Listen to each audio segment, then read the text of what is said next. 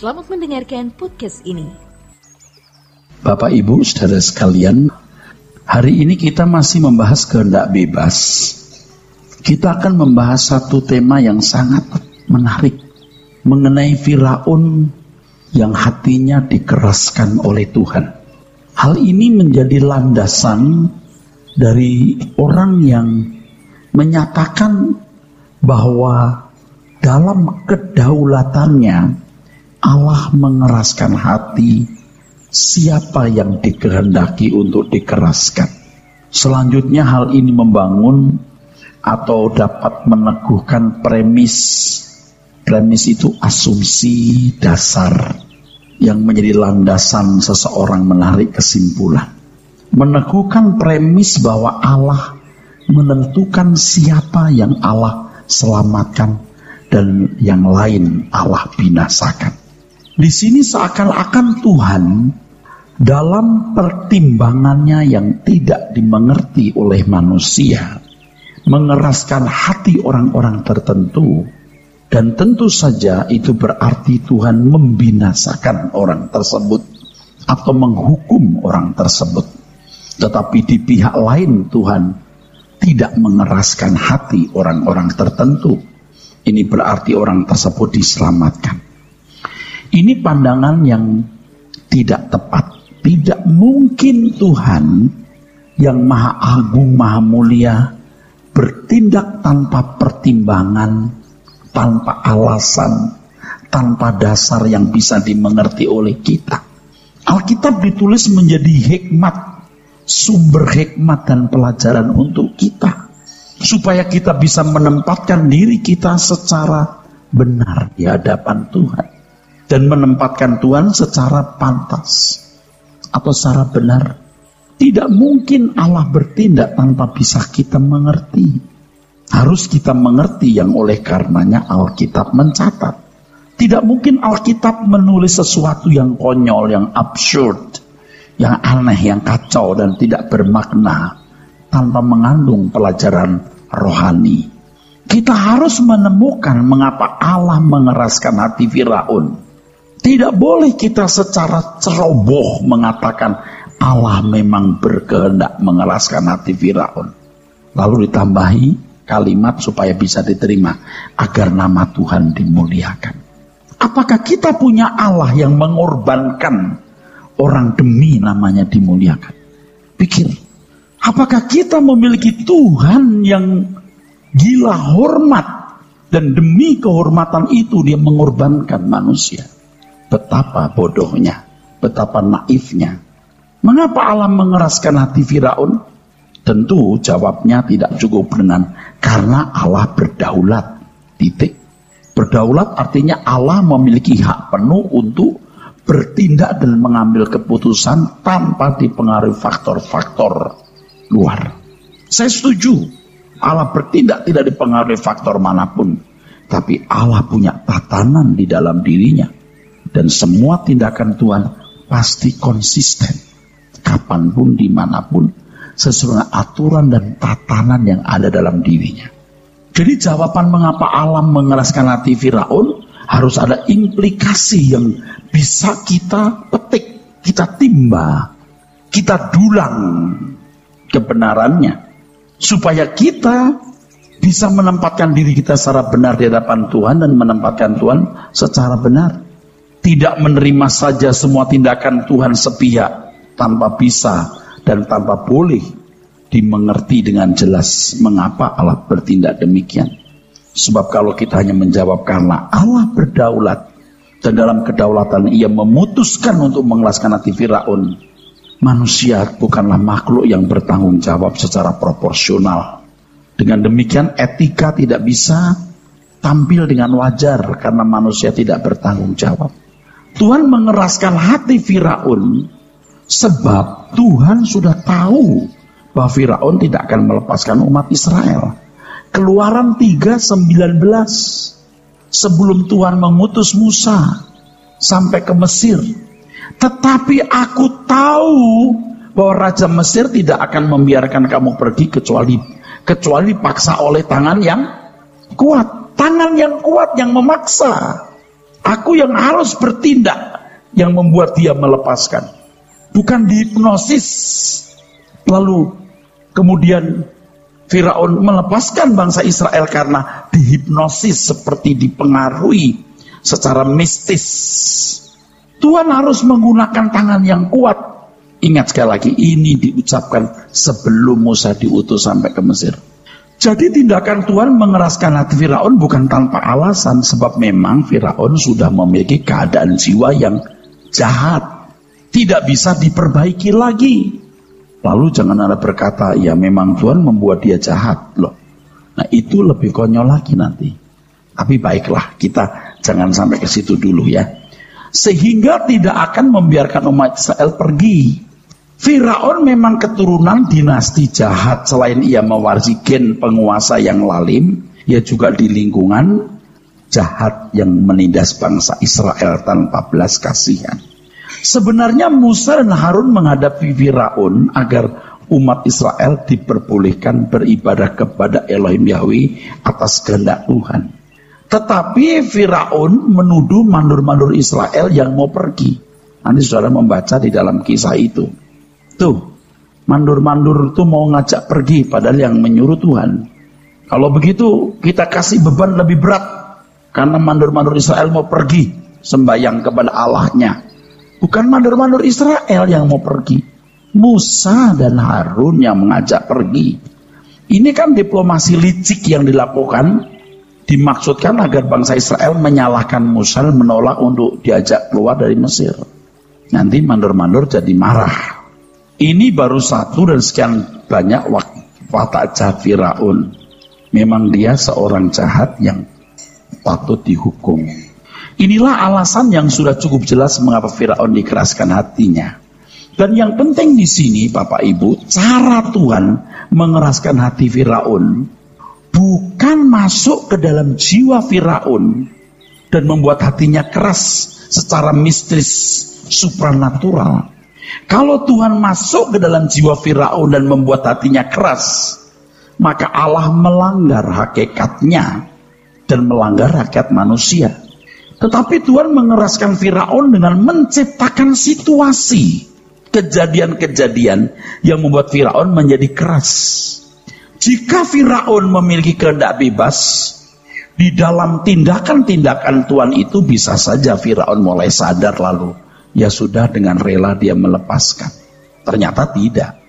Nah kita ikuti ini kisahnya. Mestinya idealnya tidak harus menunggu nanti di surga. Ketika semua pengetahuan menjadi sempurna, kita baru mengerti alasan mengapa Tuhan mengeraskan hati Firaun. Sekarang di bumi ini kita harus menggali Alkitab secara jujur dan cerdas. Mengapa Tuhan mengeraskan hati Firaun? Jangan kita simpulkan dengan kalimat karena Allah berdaulat, titik. Maunya begitu beliau, titik. Kamu tidak bisa dan tidak boleh mengerti. Ini pengajaran yang berbahaya. Tindakan Tuhan itu tuntunan loh saudaraku. Supaya kita tidak mengalami seperti yang dialami Firaun. Jangan karena telah memiliki satu konsep, premis dasar bahwa Allah menentukan segala sesuatu secara absolut dan sepihak, maka disimpulkan dengan mudah bahwa tindakan Tuhan mengeraskan hati Firaun adalah kebijaksanaannya yang tidak bisa, yang tidak boleh, dan tidak perlu dimengerti. Tapi kalau kita melihat ke dalam secara jujur, sepak terjang Firaun dari wataknya yang sangat jahat sudah cukup membuat kita mengerti mengapa Tuhan mengeraskan hatinya. Dari kejadian ini kita belajar agar kita menjaga agar hati kita tidak menjadi jahat seperti Firaun. Alkitab mencatat Tuhan tentu mengasihi semua umat manusia dan berpikir Firaun itu memang dibuat jahat, Pak. Ingat kita pernah membedah satu ayat yang mengatakan bahwa orang fasik disiapkan untuk hari kebinasaan, lalu seakan-akan terkesan orang membuat fasik lalu memasukkannya ke neraka, orang membuat baik memasukkannya ke surga. Kita sudah bedah di sini. Nanti kalau belum puas kita bedah lagi, ya. Sebab orang hanya mengambil satu ayat, tidak melihat ayat sebelum dan sesudahnya. Itu memang benar-benar saudaraku mau menang sendiri saudara dan bodoh. Alkitab mencatat Tuhan tentu mengasihi semua manusia. Tuhan tidak memiliki hati kejam dan kebencian terhadap manusia. Seperti misalnya Firaun zaman Abraham. Tuh, kita bersyukur ada Firaun juga yang bersentuhan dengan umat pilihan. Firaun zaman Abraham melihat kecantikan Sarah, dia memanggil, nanya, siapa perempuan di sebelahmu? Itu kan sudah berbeda dengan Firaun yang lain. Nah, dari tata krama dan kesantunannya jelas. Dia tidak hanyut mabok oleh kecantikan Sarah lalu mabok birahi atau mabok cinta lalu bunuh siapa di sampingnya. Dia bisa, sangat mampu. Panggil dulu siapa perempuan itu. Lalu Abraham berkata, ini saudara. Boleh ku ambil jadi istri. Betul nggak saudara? Maka Tuhan menimpakan kepadanya satu tulah. Tulahnya itu besar, hebat. Negayim Gadolim. Negayim Gadolim itu tulah yang hebat. Nah, tulah itu membuat Firaun sadar kesalahannya. Dia panggil lagi Abraham, tanya siapa perempuan ini. Coba jujur. Sejak aku membawa perempuan itu masuk istanaku, ini ada tulah. Ini pasti gara-gara ini. Coba tanya, ini siapa sebenarnya?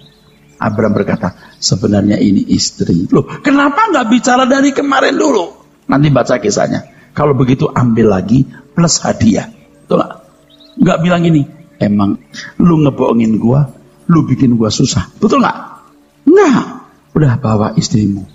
Tidak disebut di sini Firaun takut akan Tuhan atau tidak. Nuraninya dulu yang kita lihat. Jujur loh saudaraku. Tuhan tidak perlu mengeraskan hati Firaun zaman Abraham. Tapi tetap kena tulah. Sebab hanya dengan cara inilah Firaun disadarkan. Beda dengan Firaun zaman Musa. Jangan kita berpikir Tuhan masuk hatinya langsung jadi keras. Pasti pikiran banyak orang begitu. Dan ini pikiran bodoh. Pikiran mistik. Tadi kita sudah bilang, ia memang tidak akan melepaskan itu umat Israel kecuali dengan tangan kuat, bukan masuk hatinya lalu dikeraskan atau dilembutkan. Tidak, harus ada stimulus, ya, ada impuls rangsang, kejadian-kejadian di luar. Tuhan nggak masuk. Kalau Tuhan masuk melanggar hakikatnya. Tuhan menggunakan sarana untuk mengeraskan hati Firaun, bukan intervensi ke dalam hati atau batin Firaun. Nah, pada umumnya orang berpikir bahwa cara Tuhan mengeraskan hati Firaun, mengubah hatinya. Seakan-akan Tuhan intervensi ke dalam jiwa manusia dan membuat seorang menjadi keras hati. Mungkin ada orang yang berkata, tapi Pak, Tuhan bisa merubah itu Pak. Seperti duamu di Emmaus, tiba-tiba matanya mengenal. Itu murid sudah banyak mendengar kisah tentang Yesus, kecuali orang baru ruru. Nggak mungkin, betul nggak? Pasti ada landasan. Nggak mungkin, ya. Pandangan seakan-akan Tuhan masuk di hati Firaun lalu keras hatinya. Pandangan ini salah. Sebab memandang Tuhan mengintervensi ke dalam batin manusia dan mengubahnya tanpa alasan, itu tuduhan terhadap Tuhan. Tuhan melakukan pelanggaran terhadap hakikatnya sendiri dan merusak hakikat manusia. Alkitab jelas menunjukkan bahwa Tuhan memberikan kepada manusia independensi. Sejak semula Allah menciptakan manusia. Sejak semula. Ketika Hawa memetik buah itu apa? Dia memandang buah itu menarik dan baik untuk dimakan. Betul nggak? Itu ada impuls, selalu ada gerakan, ada respon. Waktu Kain membunuh adiknya Habel, Tuhan kasih tahu, kenapa kamu panas? Ya toh, dosa sudah mengintip di depan pintu. Kamu harus menguasainya. Tapi dia tidak mau menuruti suara Tuhan atau nasihat Tuhan. Dia tetap membunuh adiknya. Bisa toh? Bisa. Firaun zaman Abraham bukan Firaun yang jahat, tadi sudah saya jelaskan, ya. Beda dengan Firaun zaman Musa yang mempekerjakan dengan jahat, ya. Orang-orang Israel membunuh bayi-bayi, itu zaman mereka itu.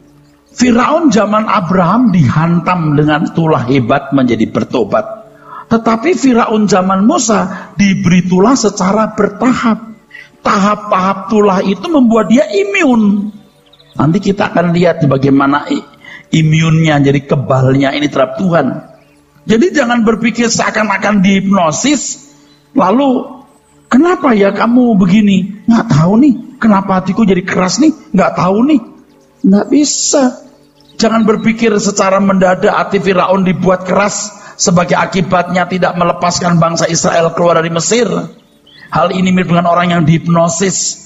Jadi menurut banyak orang Firaun disentuh oleh Tuhan secara mistis seperti orang dihipnosis. Sehingga seandainya Firaun ditanya, "Mengapa hatimu keras, Firaun?" Firaun jawab dengan jujur, "Tidak tahu entah mengapa hatiku menjadi keras." Coba ya, cerdaslah ya. Firaun zaman Musa menjadi keras hati, memang keadaan hatinya berpotensi menjadi keras.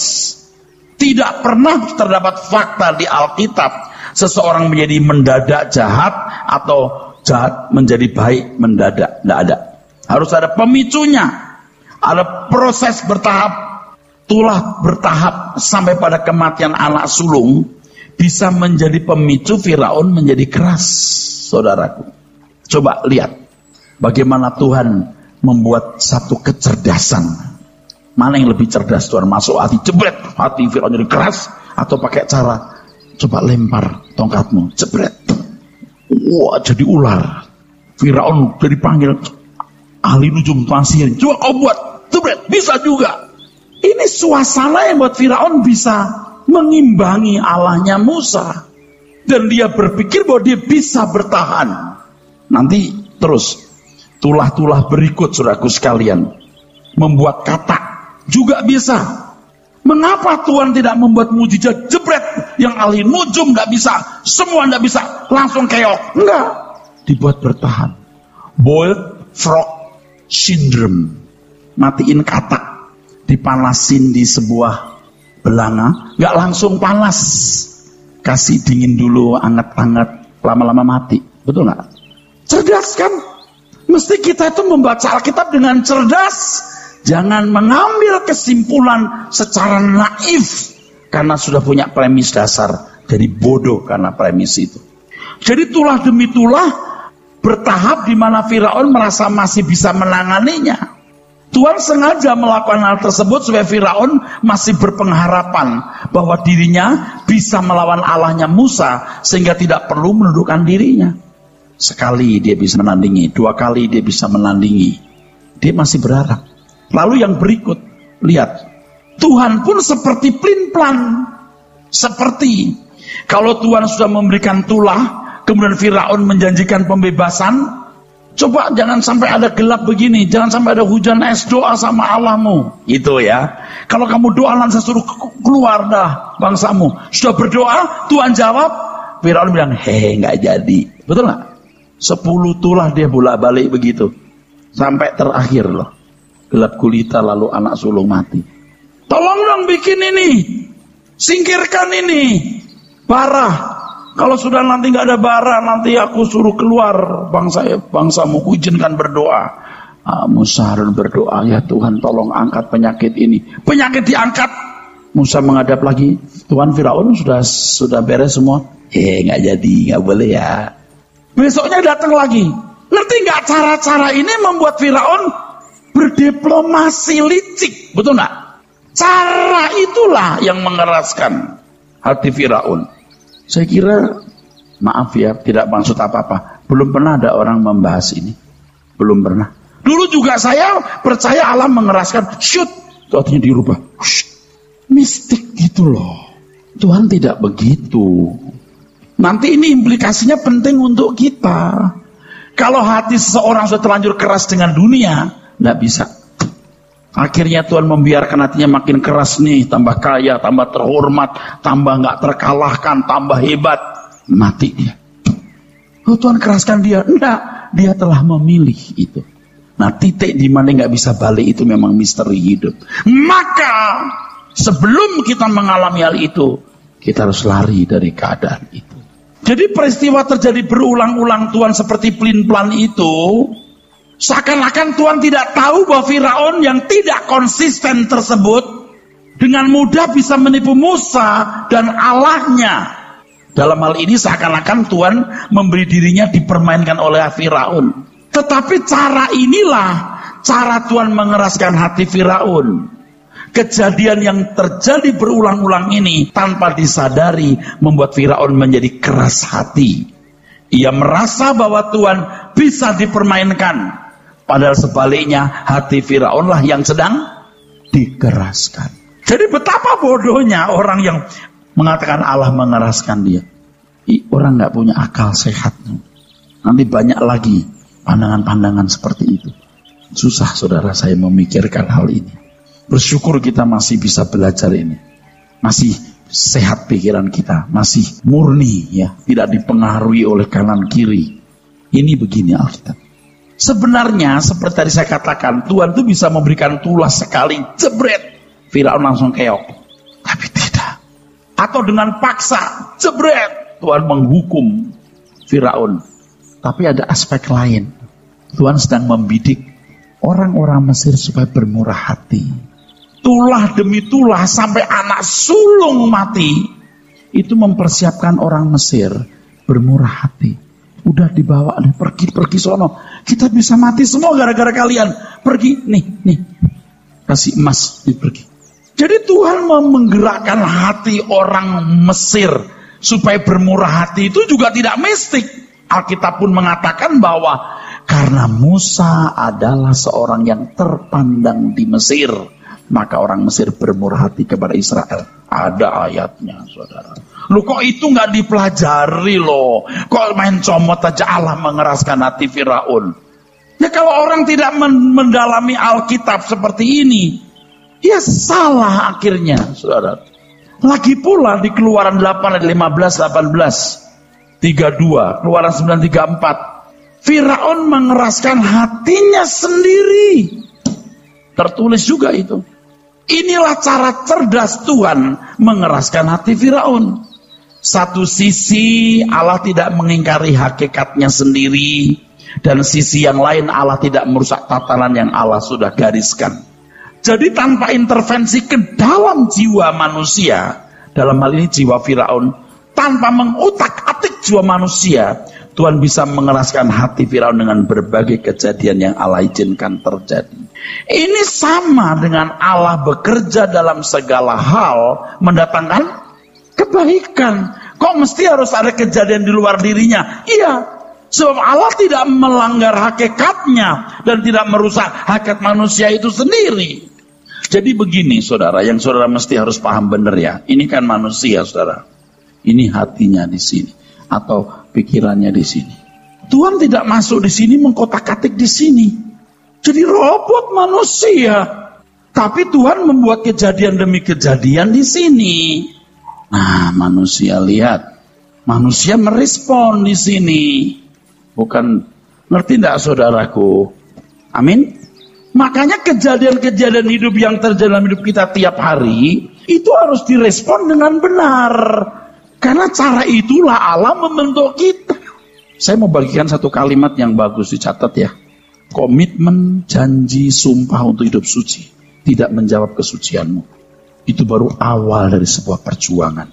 Orang punya komitmen, orang punya tekad, itu belum menjawab. Itu baru awal sebuah perjuangan. Yang punya komitmen belum tentu lulus, apalagi tidak. Dan rata-rata orang tidak punya komitmen, tidak berani berkomitmen. Wah, ntar kalau salah lagi gimana? Ntar kalau aku tidak bisa penuhi gimana? Nggak pernah bikin komitmen. Padahal komitmen itu baru awal, starting. Kalau tidak pernah, tidak akan bisa. Sebab ketika Anda mengatakan, aku mau Tuhan, aku berkomitmen, maka Allah bekerja, merubah dia. Lewat peristiwa demi peristiwa. Yang saudara pahami mengenai kebenaran, standar kesucian dan kesalehan, itu masih jauh dari kenyataan dalam dirimu. Jadi jangan merasa sudah tahu banyak, mengerti banyak, berarti hidupmu sudah benar. Jauh. Harus lewat sebuah proses yang berlangsung. Saudara boleh datang rajin, mengagumi, bahkan harus. Tapi ini baru perangkat. Belumlah terperagakan. belumlah terpersonifikasi. Sebaliknya Anda tidak punya komitmen, tidak punya ketekunan mencari Tuhan. Anda lebih suka di rumah nonton TV, jalan-jalan, hatimu keras dan tidak akan pernah bisa diperbaiki. Orang tuh sering tertipu dengan kisah penjahat di samping Tuhan. Tuhan, ingat aku kalau engkau datang sebagai raja, tuh selamat. Dia itu belum apa-apa. Dia cuma bisa menjadi anggota masyarakat kerajaan surga. Sedangkan keselamatan itu menggiring orang percaya menjadi anggota keluarga kerajaan. Jangan pakai itu alasan, saudaraku, dengan mengatakan nanti saya akan bertobat. Apalagi dunia kita hari ini yang sangat jahat. Sebab dunia kita ini dunia yang buat pemisahan Anda jadi saleh suci atau jahat, atau seakan-akan baik tapi munafik sekali. Peristiwa-peristiwa kehidupan itu merupakan cara Tuhan merubah kita. Saya belum selesai tadi ngomong. Komitmen janji sumpah kita untuk hidup benar. Itu baru awal dari sebuah perjuangan. Kalau orang lalu berpandangan, gini, asal kamu sudah terpilih, Allah akan memberikan ketekunan kepadamu. Wah, itu imajinasi. Itu jadi imajiner. Ketekunan orang saleh. Karena dia terpilih. Imajiner, itu fantasi. Kau punya komitmen saja, kamu akan penuhi kalau kamu gak berjuang. Apalagi yang namanya cuman sebuah keyakinan. Jika aku dipilih Allah, aku punya ketekunan. Ketekunan orang saleh. Seberapa tekunmu? Seberapa salehmu? Coba jelaskan. Makanya pengajaran harus lengkap. Kesalahan kita harus kesalehan Kristus. Kesucian kita harus kesempurnaan Allah Bapa. His perfect holiness. Itu tidak bisa tekun sedikit. Jadi baik aja susah hari ini, apalagi jadi suci. Betul nggak, saudara? Nanti pengalaman hidup, fakta hidup akan membuktikan. Teologi yang mengatakan Allah menentukan siapa yang selamat, siapa yang binasa, yang ditentukan akan otomatis jadi tekun. You lihat Eropa. Eropa tidak terselamatkan hari ini. Kalau teologi itu kuat, Eropa tidak hancur seperti hari ini. Maka reformasi itu benar, tapi harus diteruskan. Kita penerusnya. Bukan mau merusak reformasi, meneruskan. Saudara, kita harus sadar waktu kita bilang, loh, kok hatiku begini ya? Kok aku tidak bisa tidak tersinggung ya? Kok aku tidak bisa tidak terhormat ya? Dunia membentuk kita. Kok aku tidak bisa ya, tidak materialistis. Dunia membentuk kita. Sekarang kita mau dibentuk Tuhan atau dibentuk Tuhan untuk jadi baik atau dikeraskan. Jadi Allah membiarkan pengerasan itu. Tergantung kita, saudara. Saya agak gusar kalau udah ngomong di sini, saudara. Karena pandangan banyak orang Allah mengeraskan itu caranya ya begitu gitu. Jadi Tuhan masuk ke dalam hatinya, masuk dalam pikirannya, mengkotak-katik itu. Buset. Dasarnya itu Firaun. Nanti dasarnya yang lain ada Esau dan Yakub. Aku membenci Esau dan mengasihi Yakub. Tuh, itu ngambil satu ayat, nggak lihat ayat-ayat berikutnya. Ayat berikutnya mengatakan di Maleaki, nanti saya mesti jelaskan itu. Di kitab Maleaki itu ayatnya ada. Kalau aku bapakmu, di mana hormatmu kepadaku? Itu ayat berikutnya. Jadi, kenapa aku membenci Esau? Lihat itu Esau yang tidak menghormati ayahnya. Nggak mungkin Allah membenci orang tanpa alasan. Psikopatkah Allah kita? Allah nggak sakit jiwa. Aku benci Esau, mengasihi Yakub. Memang begitulah kedaulatannya. Gila. Tapi teologi ini menguasai Eropa sampai hari ini. Dan kalau saya bicara begini, orang berkata, siapa Erastus mau melawan sejarah? Oh, saya nggak melawan sejarah. Saya meneruskan sejarah. Siapa Erastus berani melawan tokoh teologi masa lalu? Oh, saya nggak ngelawan, saya meneruskan saja. Zaman itu teologi itu sangat efektif, tapi kalau untuk hari ini harus diteruskan. Ketika Tuhan mendatangkan tulah dalam bentuk penyakit bara, dikatakan bahwa Tuhan mengeraskan hati Firaun. Mengapa? Sebab Firaun sendiri tidak mengalami bara. Ahli-ahli sihir dan masyarakat Mesir mengalaminya, tapi Firaun tidak. Tuh, lihat. Tuhan itu cerdas, betul nggak? Bacalah dengan teliti Alkitab. Seandainya Tuhan juga mendatangkan bara atas tubuh Firaun, maka bisa jadi Firaun bersikap beda. Tuhan tidak memberi penyakit bara atas Firaun sehingga ia merasa mampu menanggulangi tulah-tulah tersebut. Dengan cara demikian hatinya menjadi keras. Ahli-ahli sihirnya berkata, Tuhan, ini bukan tangan manusia. Ini Allah yang kuat. Tapi Firaun masih keras hati. Lu yang kena, gua kagak. Betul nggak? Cerdas sekali Tuhan itu. Tapi ingat dasar tadi. Karena memang Firaun itu jahat. Firman Tuhan mengatakan, bukankah sudah lama aku dapat mengacungkan tanganku untuk membunuh engkau dan rakyatmu dengan penyakit sampar, sehingga engkau terhapus dari semuka bumi. Akan tapi inilah sebabnya aku membiarkan engkau hidup, yakni supaya memperlihatkan kepadamu kekuatanku, dan supaya namaku dimasukkan di seluruh bumi. Engkau masih selalu menghalangi umatku, sehingga engkau tidak membiarkan mereka pergi. Di sini sebenarnya berlaku sambil menyelam minum air. Karena memang dia jahat harus dihukum, maka Allah pakai cara itu sekaligus namanya dipermuliakan. Jangan begini, Allah dipermuliakan dia dibuat keras. Tuhan yang bodoh dan kejam. Nangkep saudaraku? Ini sambil menyelam minum air. Tidak bermaksud minum air, tapi karena dia menyelam maka minum air. Tuh, saudara mengerti? Jangan menuduh Tuhan itu sembarangan. Tuhan sengaja membuat Firaun tetap hidup supaya kemuliaan Tuhan dinyatakan. Sebab Firaun pernah mengatakan bahwa ia tidak mengenal Allah Israel. Baca sendiri. Aku tidak kenal. Allah mana sih yang nyuruh kamu? Kurang ajar nggak ini? Oke, yuk mau mengenal. Kalau orang berkata, Tuhan aku mau mengenal engkau. Tuhan pimpin jalanmu. Allah, digebuk kamu biar kamu kenal. Bang saudara, beda ya saudara. Mesti detail ya. Jangan ambil kesimpulan sembarangan saudaraku. Tuhan benar-benar mengeraskan hati Firaun, artinya hati Firaun menjadi keras tak kala ia tidak lagi mau bertemu dengan Musa dan Harun. Setelah itulah Mesir menjadi gelap. Sampai puncaknya anak sulung orang Mesir meninggal dunia. Jadi sampai akhirnya gak kambuan. Udah gak mau saya. Jangan lihat muka saya lagi. Tetap gak kapok. Nah saya itu khawatir kita itu bisa begitu. Cinta dunia tidak bisa lagi mencintai langit baru bumi baru. Nggak mampu. Tadi saya bersama dengan Pak Kyong-Kyong dengan beberapa sahabat di situ. Saya bilang, terus saya juga ngomong dengan Pak Yudika, temanya apa ya Pak? Gitu. Tahun depan tuh kira-kira gini aja dah. Gimana kita buat masyarakat kerajaan surga? Kita mulai membangun masyarakat kerajaan surga. Saya berkata kepada teman-teman yang duduk tadi jam 5, saya bilang gini loh. Bagaimana kita membentuk komunitas yang betul-betul memikirkan tanah yang akan datang. Kita persiapkan diri kita masing-masing untuk siap masuk tanah itu. Dan membuat orang lain juga ayo masuk. Ini berat. Karena kita tidak boleh duniawi. Tidak boleh bikin dosa. Karakter kita harus agung. Padahal kita berantakan. Masih berantakan. Saya juga berkata, aku mampu angkat 10 kilo. Tapi ini aku harus angkat 50 kilo atau 100. Aduh. Tapi karena nggak ada pilihan, ya udah. Ini tetap kita mau angkat. Nggak ada pilihan soalnya. Kalau atlet mau menang kan begitu. Nggak ada pilihan.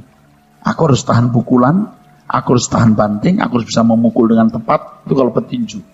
Apalagi sekarang yang kalau berkelahi sampai tangan kaki semua mukul. Apa olahraga macam apa itu? Kayak binatang diadu itu loh. Itu kan kuat sana kuat sini. Tahan pukulan apa gitu ya saudara.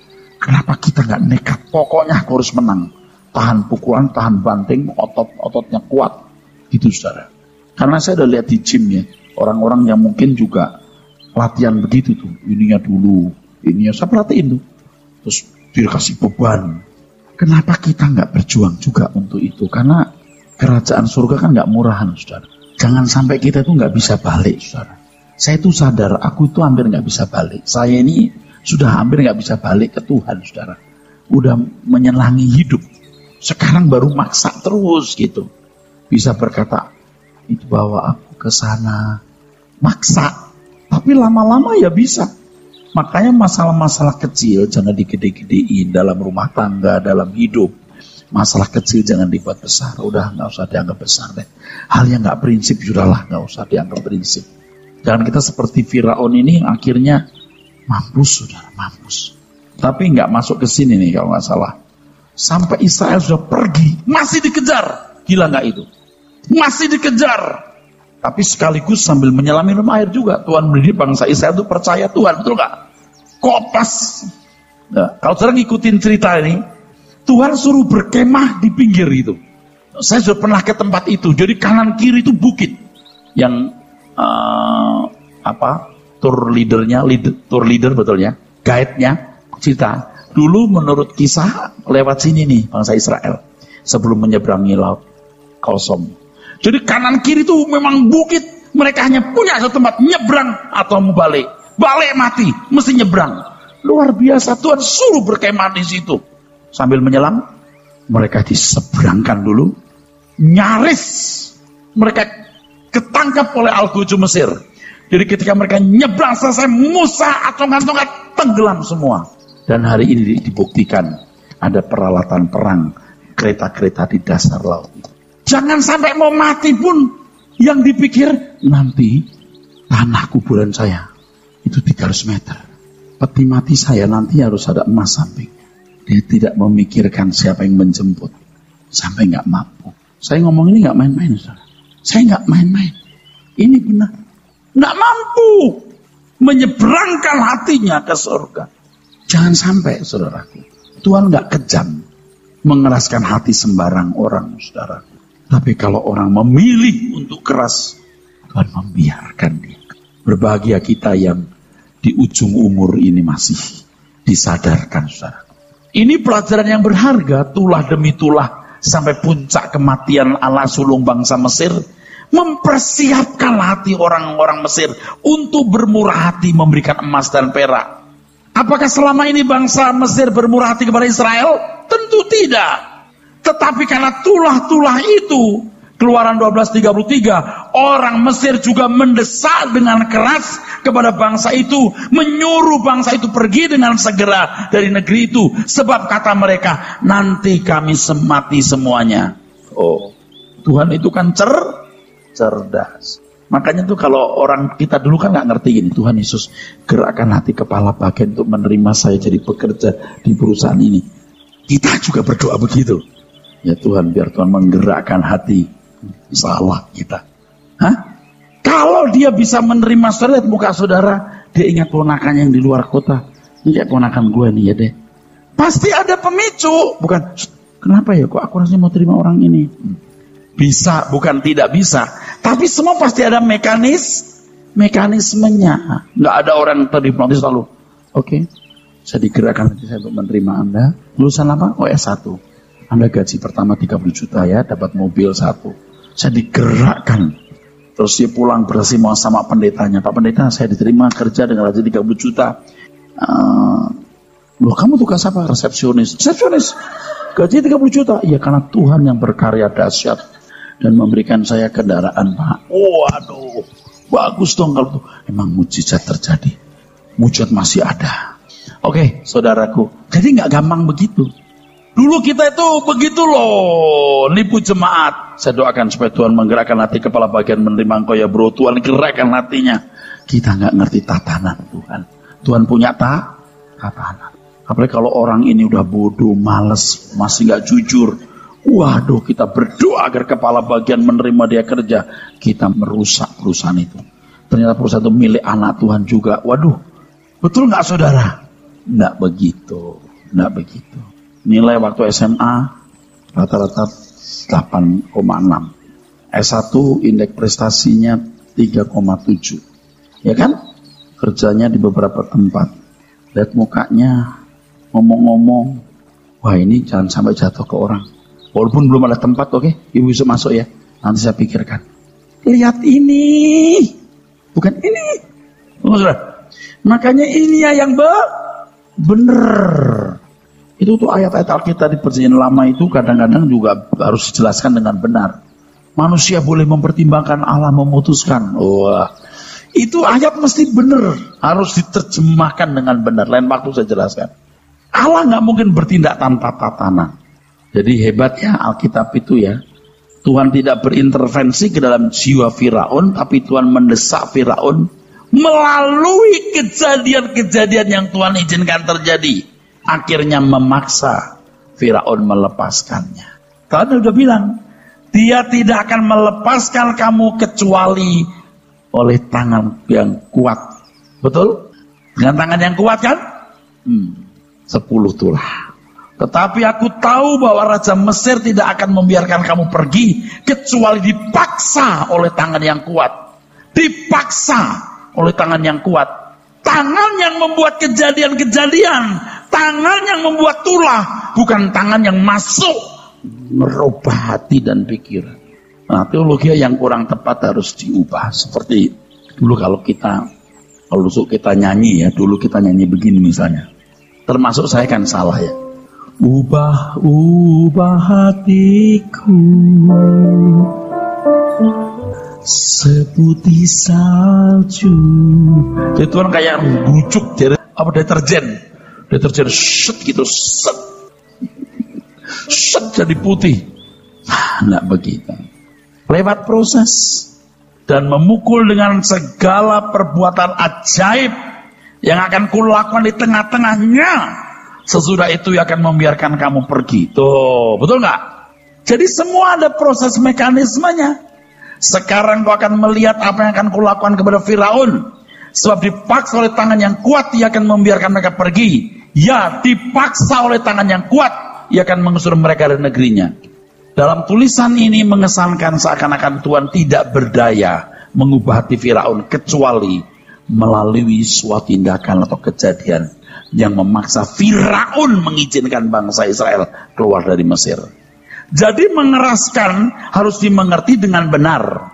Maksud kata mengeraskan di sini adalah bahwa Firaun berkeberatan atau tidak dengan mudah mengizinkan bangsa Israel keluar dari Mesir. Hal ini dilakukan Tuhan untuk membuka mata Firaun mengenal kemuliaan Allah. Bangsa Israel pun memperoleh konfirmasi bahwa Allah mereka perkasa. Jadi dengan adanya tulah-tulah itu, bangsa Israel dikuatkan bahwa Allah yang menjanjikan tanah Kanaan tanah yang kuat. Dan bangsa-bangsa di sekitar mereka yang akan dilalui mereka menjadi gentar dan akan memudahkan mereka sampai ke Kanaan. Sambil menyelam, minum air. Tuhan sekali pukul, ya, sekali langkah, sekali mendayung, 2-3 pulau terlampaui. Oke, haleluya. Menarik ya saudaraku. Masih banyak hal-hal yang ajaib nanti ya bicara soal hal ini.